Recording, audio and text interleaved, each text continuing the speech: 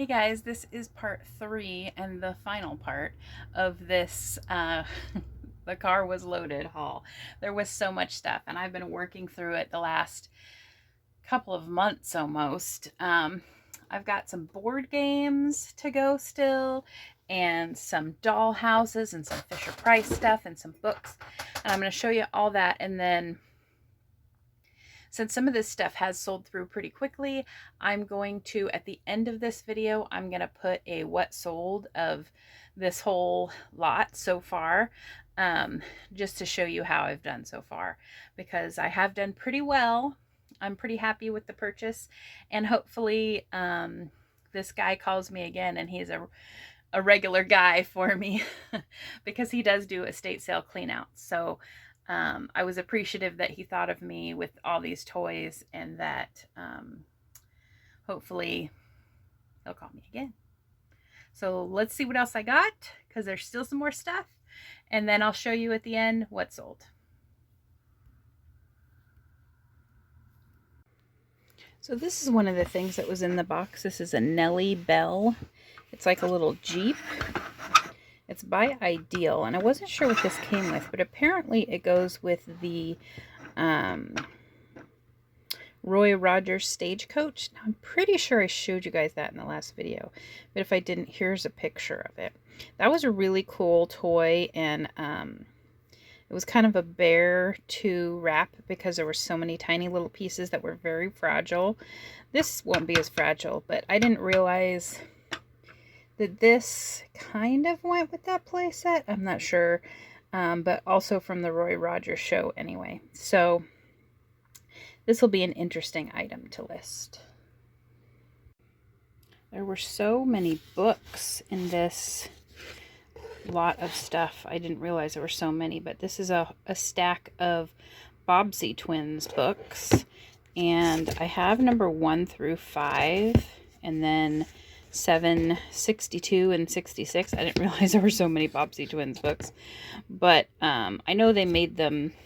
I read a bunch of these in elementary school because I told we had to like set a goal for the year in, I think it was 5th grade. And so my goal was to read every book in the library. I did not do that, but I started in the fiction section, and I read all the Bobbsey Twins books. I actually read 2 whole cases of books in that year. But there was a ton of Bobbsey Twins books, but the books that they had were much older than these. These are from the 60s. The ones I was reading, I think, were printed in maybe the 40s.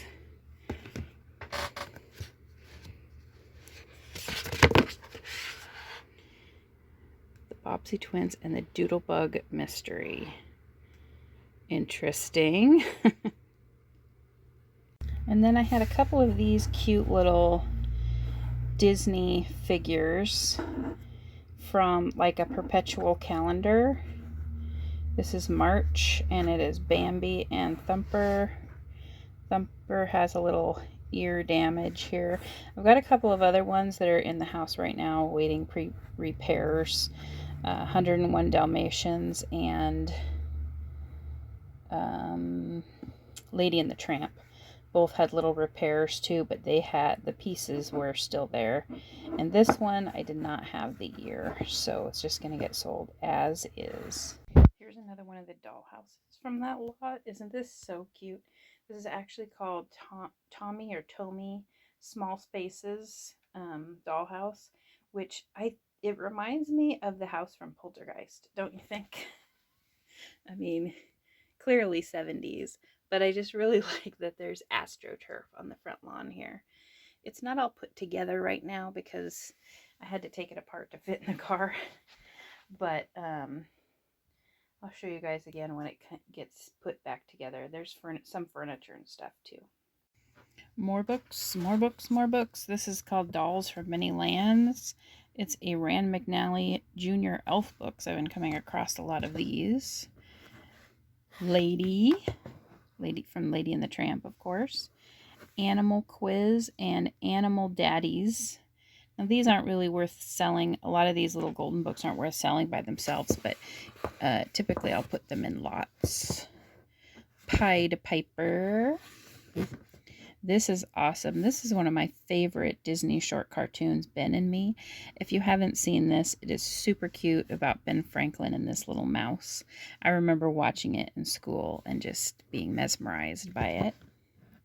This one was kind of a surprise. I listed it for $30. I don't know if I'll get that much for it, but it's called Down the River with the Teeny Weenies. I had never heard about these before, but apparently these are pretty good little books. Three Little Pigs. This is a McLaughlin Brothers book.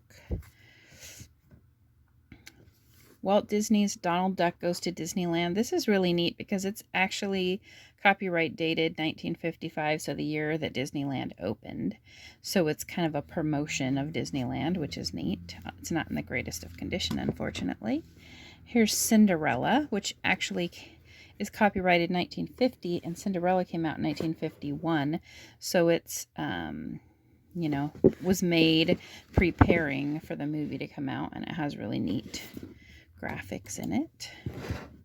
Snoopy and the Red Baron. That's a fun one. And then this last one is called The Adventures of a Brownie. And it's actually has really neat graphics in it. Let me show you some of the book plates, because they're actually lithographed book plates. That's a neat one. This one is just like the cover, and that's my favorite one right there. So I just opened this little bag that had a bunch of Fisher-Price stuff in it, which I'll show you more, but this was in the bag, and this is not Fisher-Price. Do you know what this is from? Put it down in the comments if you know, and I will put it at the end of the video to see if you're right. It comes from a very beloved set from my childhood. More things pulled off the pile here. I have this Scenic Express train set that looks pretty interesting and comes with mechanical wind-up train. I'll show you that when I open it. Beretta, the Street Detective game. So that's a TV show from the 70s, Beretta. And then this bottom one, I think, is a puzzle. What is it? The White House. I know you're seeing that upside down, but I think it's some kind of model kit. I'm not sure. We'll see. Think Express train set by Marks. It's a tin lithograph toy, so it's printed, and then the train winds up and goes. Doesn't quite work right, but I love these printed tin toys, especially the dollhouses, but this even still had the little box inside that the train goes in. As you can see, the Marks, Louis Marks and Company, 5th Avenue, New York. Fancy.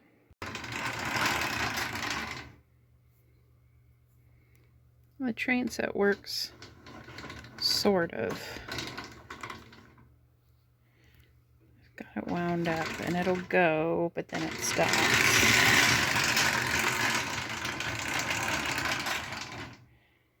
So I'm going to check out this Beretta here and see if the pieces are here. But, you know, this was a cop-like detective show in the 70s. Not quite a kids' theme show. But they just didn't seem to care about that. Like, you have, like, I had a Love Boat playset. Why? Actually, we didn't have the playset. We just had the like the little characters, you know, like they were little, I think made by Mego, so they're probably like about 3 1/4 inch or something. But why? Why did they make playset action figures of people, of a show about people hooking up on a cruise ship? I don't know. This is an interesting thing too. It's like a model of the White House from Empire Plastic. Next box I opened was an old Madame Alexander box, and it had these dolls in it. Here's a Dennis the Menace from 1954, but apparently his, actually I think it's 1957, but apparently his body was rotted. It was like a rubber body, and so they replaced it with this kind of baby doll body, but he still has his original overalls and stuff, so he's pretty cute. And then this is an F&B doll named Skippy, and he is a composition doll with a cute little overalls outfit. And then this is the Chatty Brother, so it's like a Chatty Cathy kind of doll, I think, but he had a pull string in the back, but his pull string is missing, unfortunately. But he's also in this cute little kind of coveralls outfit. Okay, so here is a quick overview of what has sold so far. And I know I missed a couple in this, but I started out on the low end. Some of these candy containers didn't sell for a ton, but there was a ton of them, so it was totally worth listing them still. This little Snoopy goes for more, but he was broken. There was a lot of records and books. There were also on the low end, but I'm the type of person that if I get a lot, I feel like I already paid for the item, so I'm going to list it if it doesn't take a long time and it doesn't take a lot of space. So I have no problem listing things that I already own for $6, $7, $8, $10. And these candy containers were very lightweight and packaged really easily. Some of them were empty. Some of them had candy in them, but they're from the 70s and the 80s and the 90s, so I made sure to write on the packages, or not on the package, but in the listing, that the candy is there, but it's no longer edible. So these all went to the same buyer. Zelda and Mario ones, this Disneyland one. I actually bought this in Disneyland in 1991, so this donut was cool. And this was just kind of a rare sheep from Fisher-Price. I did a video a while back talking about identifying Fisher-Price toys, and so you might want to go check that out. I'll put a link up here. I had some fun dolls, a lot of fun dolls in this lot. There's another candy container, steamboat, and an Avon book. This was right before Christmas, so that was a perfect time to sell that. Some Get Well candy containers. I just lotted some of them up. These ones were basically nothing as far as I was concerned, but they said Halloween on them, and people love Halloween, so. This is a pretty plain vintage Disney Parks hat. Some old magazines. Some Snoopy PVCs. And more dolls. I like to pick up Snoopy PVCs, even though they don't sell for much. They're fun and they always sell. So this was a See's candy container from like the 70s. It still had the candy in it, and it was a little scary.